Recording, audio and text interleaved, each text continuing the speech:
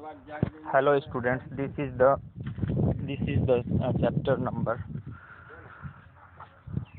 second, and this would be first video of this chapter. Uh, we had talked about the sectors of Indian economy, but I'm going to explain the historical change in sector. यानी अगर हम देखें तो ऐतिहासिक रूप से जो बदलाव देखने को मिलते हैं हमें, वो किस तरीके के होते हैं, कैसे होते हैं. Generally it has been noted from the histories of many now developed countries that at initial stage of development primary sector was the most important sector of economic activity. अगर हम देखें तो दुनिया के वो देश जो कि आज विकसित हो चुके हैं या फिर अपने आप को कहलाते हैं कि वो विकसित हैं, तो असल में वो अपनी शुरुआत प्राइमरी सेक्टर में ही किए थे और प्राइमरी सेक्टर ही उनका सबसे इम्पोर्टेंट सेक्टर था.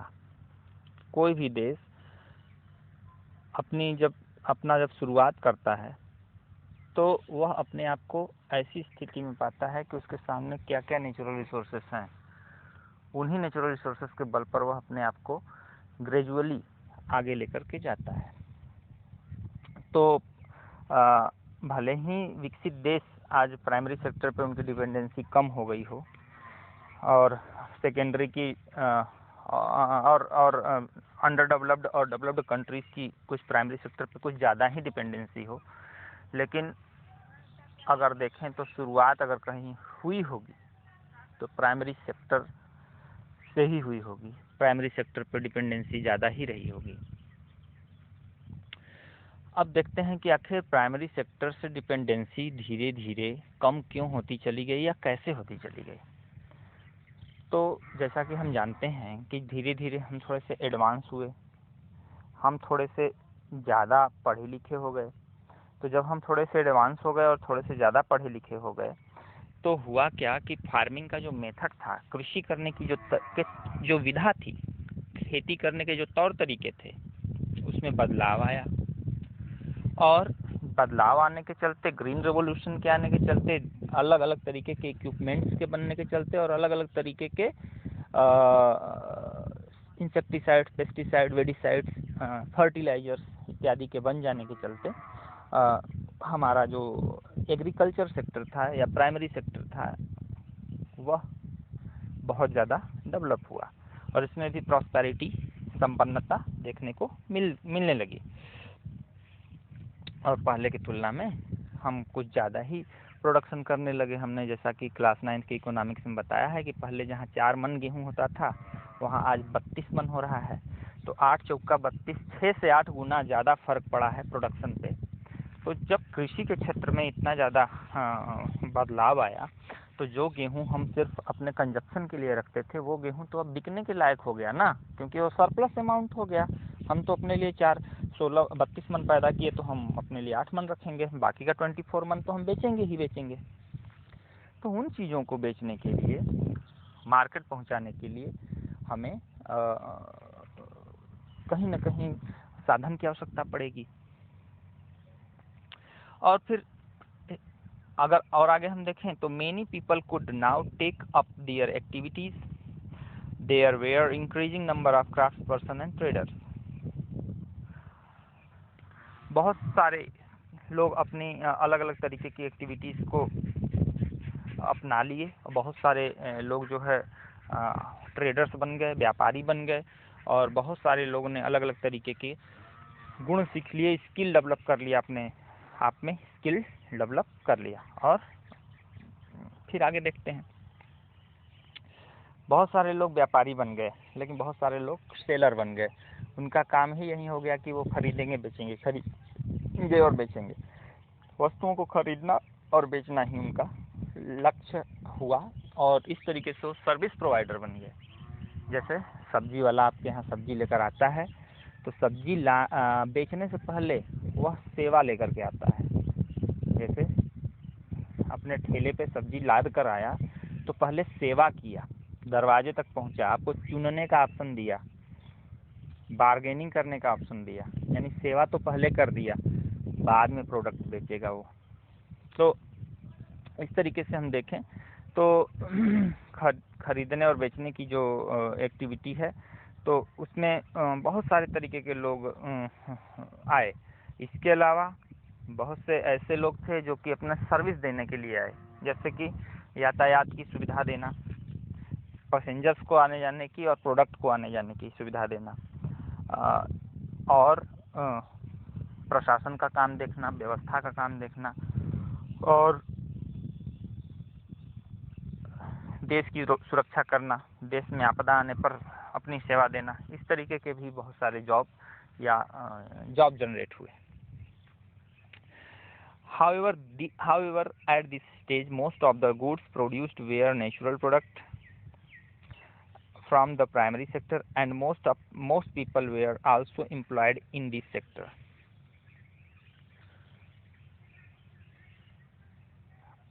लेकिन ये जो दौर चल रहा था, यह ऐसा दौर था जिसमें कि लोगों की डिपेंडेंसी प्राइमरी सेक्टर पे कुछ ज़्यादा ही थी, और जो भी चीज़ें पैदा होती थी वह नेचर से कहीं न कहीं बिलोंग करती थी, डायरेक्टली बिलोंग करती थी।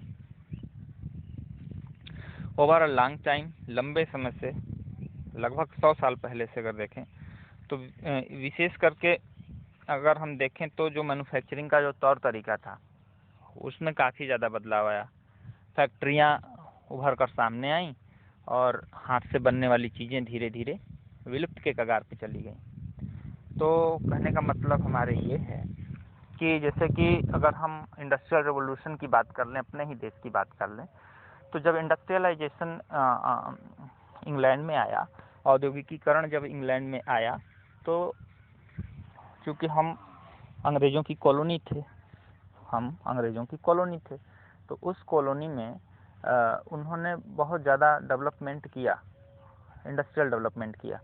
तो जब इंडस्ट्रियल डेवलपमेंट उनके यहाँ शुरू हो गया, तो हमारे यहाँ के जो हैंडीक्राफ्ट थे या हमारे यहाँ के लोग जो हाथ से काम करने वाले थे, उनके सामने समस्या आ गई। जैसे कि कोई भी काम करने का जो पेस था, किसी भी प्रोडक्शन का जो पेस था, वो पेस काफ़ी तेज हो गया। जैसे परिवार में 5 लोग हैं तो कुछ लोग कॉटन से उसका बीज अलग करेंगे, कुछ लोग धागे बनाएंगे, कुछ बुनाई का काम करेंगे, कुछ रंग चढ़ाने का काम करेंगे, कुछ पैकेजिंग का काम करेंगे। यानी 5 लोग मिलकर के अधिक से अधिक 5 गमछा तैयार कर सकते हैं, 5 ठो धोती तैयार कर सकते हैं।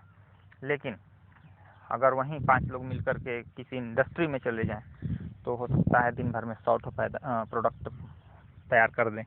तो इससे जो पेस है, जो गति है, वह बहुत ज़्यादा बढ़ जाती है। हम लोग फिर से नेक्स्ट फोटो देखते हैं।